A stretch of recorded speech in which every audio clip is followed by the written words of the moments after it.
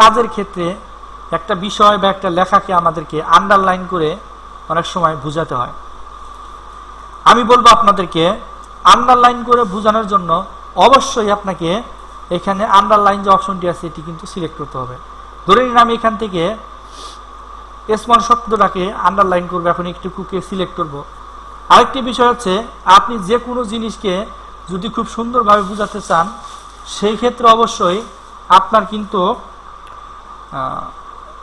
কিন্তু অবশ্যই আন্ডারলাইন করতে হবে, এবং যে অংশটুকু আপনি আন্ডারলাইন করতে চান সেই অংশটুকুকে আপনাকে আগে প্রথমে সিলেক্ট করে দিতে হবে, যাতে করে আপনি সেই অংশটুকু খুব সহজেই আন্ডারলাইন করতে পারেন।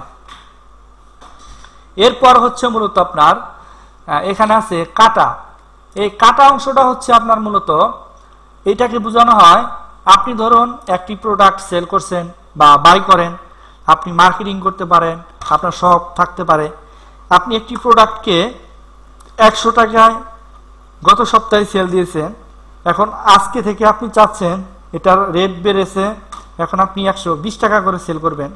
তখন আপনি কি করবেন, এইখানে কাটতে হবে, আপনাকে বোঝাতে হবে যে আপনার প্রোডাক্টটি আগে 100 টাকা ছিল, পরে সেটাকে আপনি এখন 200 টাকায় সেল করবেন প্রাইস বাড়ার কারণে।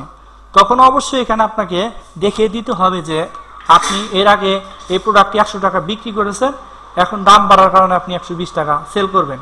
এর জন্য আপনাকে 100 কাটতে হবে। এখন কাটবেন কিভাবে, এই কাটার অপশনটাই হচ্ছে মূলত এইটা। এখানে যদি আমরা ক্লিক করি, ক্লিক করার পরে দেখুন এই অংশটি কিন্তু কেটে গেল। এখন কিন্তু একটি ক্রেতা খুব সহজেই কিন্তু বুঝতে পারবে যে এই অংশটা কাটা, এটা আগে ছিল